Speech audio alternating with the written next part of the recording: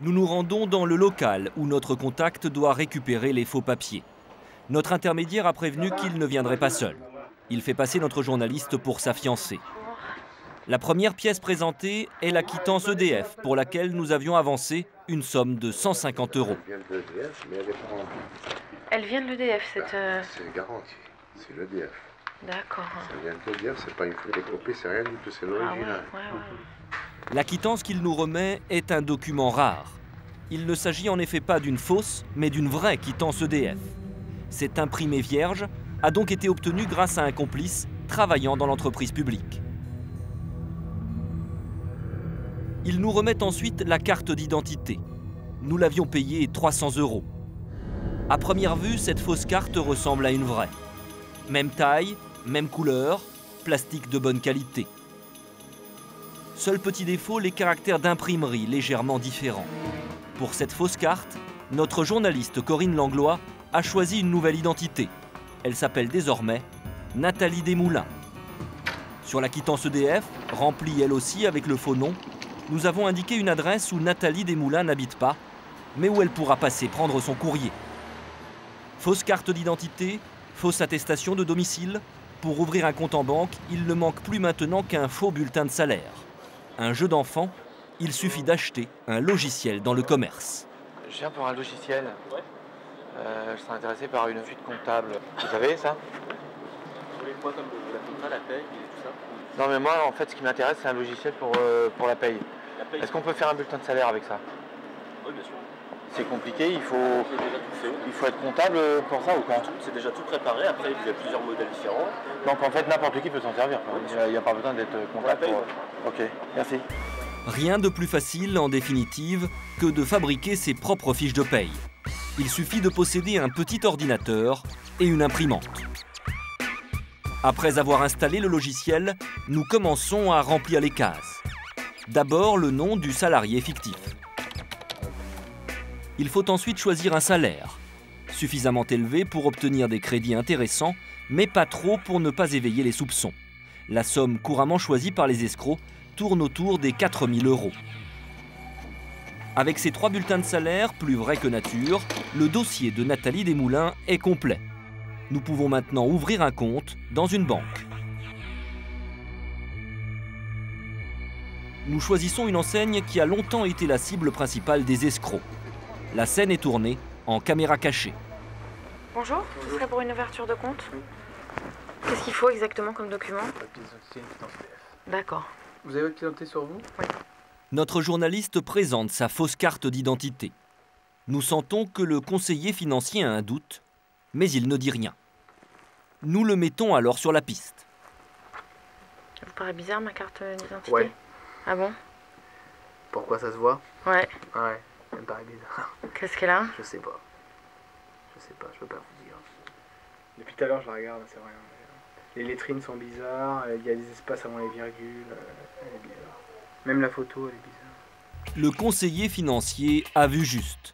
L'espace entre Nathalie et le deuxième prénom, Sonia, est beaucoup trop large. Un document officiel ne comporterait pas une telle faute de frappe. Vous avez un service qui vérifie, j'imagine? Ouais. Et puis je vous soupçonne pas du tout de quoi que ce soit. Vous n'avez pas le profil? Pourquoi normalement c'est quel genre de profil? Je sais pas, il y a des incohérences dans le discours, il y a des justifications intempestives, il y a des choses comme ça qui trompent pas. Ce qui n'est pas votre cas.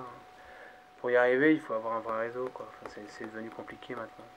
Vous voulez verser combien sur votre compte aujourd'hui? Non, je vais rien verser. Mais je vais pas ouvrir de compte en fait. Pourquoi? Parce que c'est une fausse carte d'identité. Vous plaisantez? Non. Mais le conseiller ne plaisante pas non plus. L'expérience a failli se terminer au poste de police. Après ce premier échec, nous tentons notre chance dans un autre établissement bancaire, cette fois en banlieue parisienne. Les journalistes arrivent juste avant la fermeture de la banque. La conseillère est pressée, mais elle accepte de remplir le dossier. Bonjour.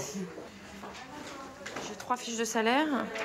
C'est un compte courant que vous voulez? Oui. C'est assez rapide pour avoir la carte bleue.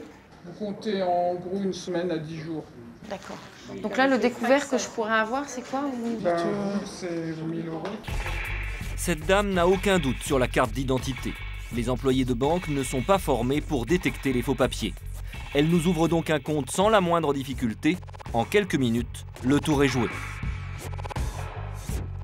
Quelques jours plus tard, nous retirons carte bleue et carnet de chèques au nom de Nathalie Desmoulins.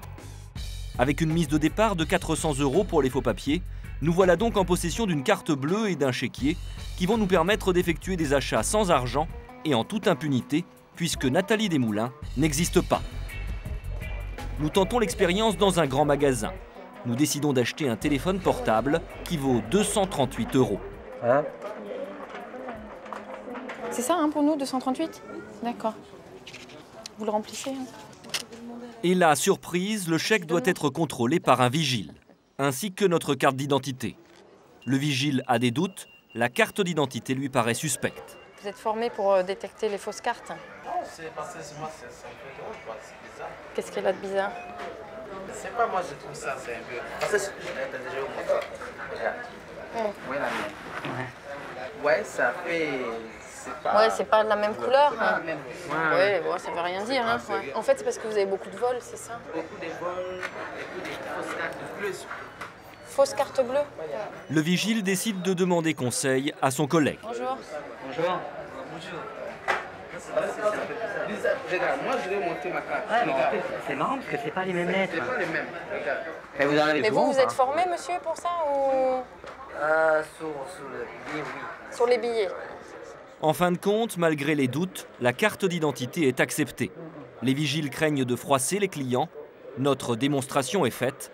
Nous trouvons alors un prétexte pour annuler l'achat. Non, non, non, monsieur, parce qu'on va attendre le mois prochain, parce que comme on n'a pas encore eu notre salaire, On va pas le prendre. en fait, on trouvait que ça faisait quand même élevé. Face à la recrudescence des vols avec faux documents, cette grande enseigne a donc recruté des agents chargés de vérifier les papiers.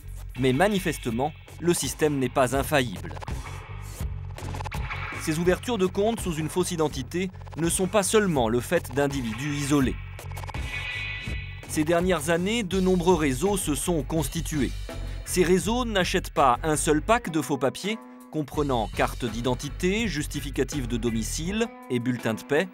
Ils les achètent par dizaines pour ouvrir autant de comptes en banque.